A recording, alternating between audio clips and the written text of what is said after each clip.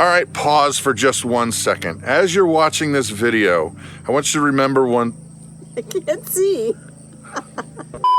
As you're watching this video and you're there thinking, boy, oh boy, it's hard to do what we do wherever you are, and you want to get started in homesteading, and you're wondering to yourself, can I do it? Watch this old fat guy, and you decide, if he can do it, can I do it? I think the answer is probably yeah. Okay, so why a winter paddock?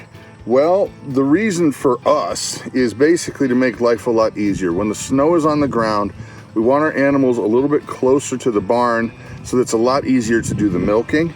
And if there's any issue with them, they can still, you know, get inside and outside when it comes to the cold weather. But also, frankly, we don't want to be just chasing them if they think that there's grass in 3 foot of snow way over there. Well, there won't be, first of all, but they don't know that, so they're just looking for it. But we don't want to have to be chasing them down, and it's a lot easier access and it's better for everybody. So we're just going to re-rope everything off and rerun the electric and yada yada and yippee skippy. So here we go.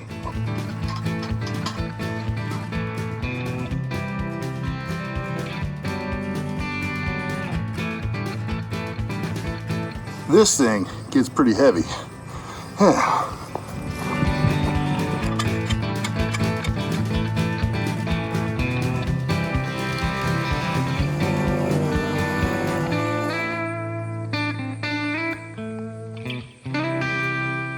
Okay, so now one of the things that I've got to do in this whole little move, posts, rewire, shockify, the whole thing, is I've got to move this, that. It's weird doing it backwards. Ground rod right there, because the power is gonna be routed to the barn up there, ultimately. So even though we've got to run a temporary cable for right now, I wanna go ahead and move the ground rod so that it's in the right place. Now, getting these things out of the ground is a beast. I know there's ways you can wrap straps and stuff like that, and to pull them out. And I've seen it done, but I don't remember how it was done. So I found this gizmo right here. Now, yes, I can read clearly that it is a T-post puller, but I'm assuming that I can go ahead and get enough bite on that thing. I'll hook this thing up to the tractor, and hopefully it'll just kind of catch and pull it right out. I know that the copper thing is smooth, and the T-post is designed to grab it like that. But Spico, I'm hoping that you can help us out. All right, Mama, turning the keys over. You are? Turning the keys over. Yeah, because I don't know how this is gonna to go down, so I really want to be the one kind of holding the chain and making sure that, well, frankly, if somebody gets hurt, I'd rather it be me. Wow, I'd rather it not happen at all. How's that? Well, put on your safety goggles. Yeah.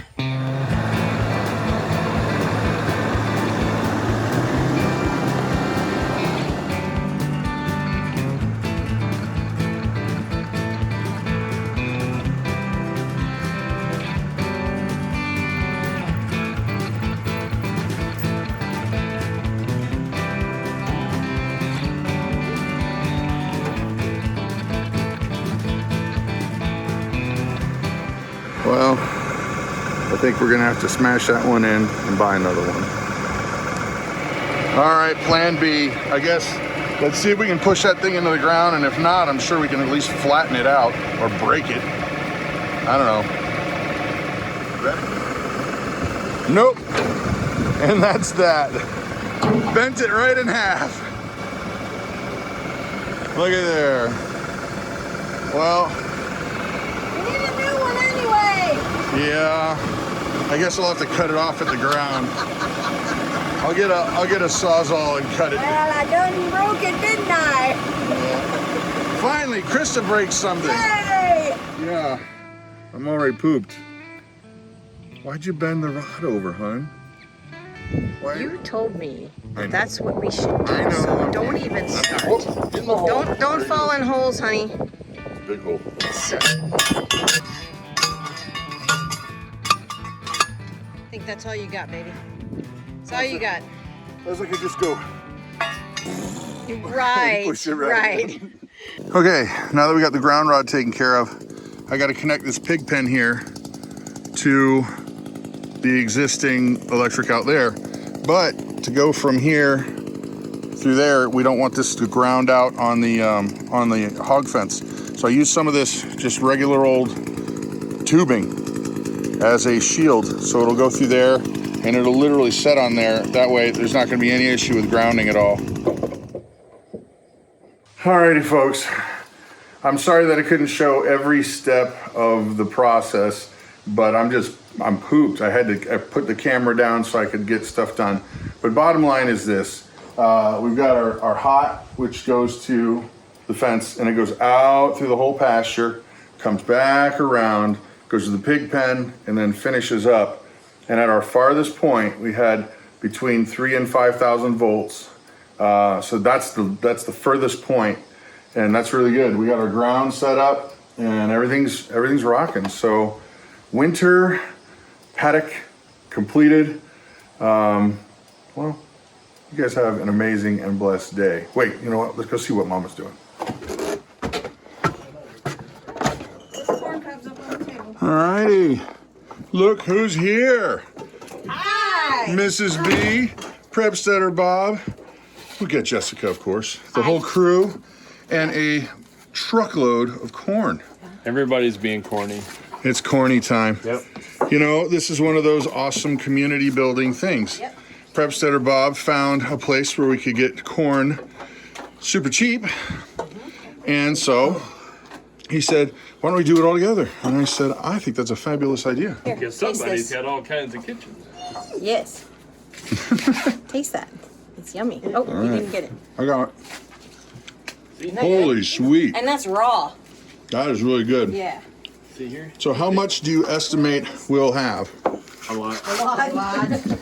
This bag is ours. That's ours? This is what we're keeping, and then there were 3 more of these that Prepsteader Bob and Mrs. B want.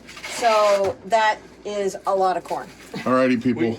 Go When ahead. we went on the road show, we emptied our pantry. So this is one of those pantry filling episodes. Well, and you got these pretty affordably.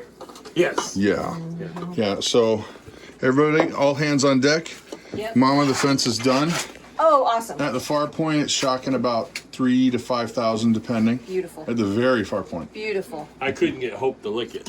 Oh, She wouldn't lick it. So Hope. Party Anyway. pooper. this is awesome. This Yes. is community.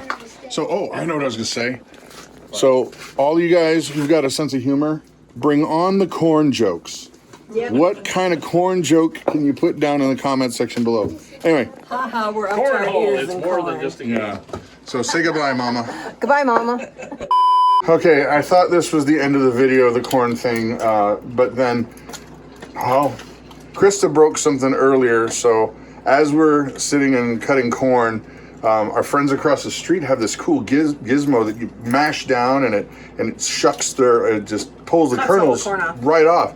And I did it the first time, it was really kind of hard to do it, and then I did it the second time, and I broke their device. So I just thought, Darn. I owe him a device, but I just thought, you know, since Christa nearly broke me and that ground rod, there you go. Now it's really the end.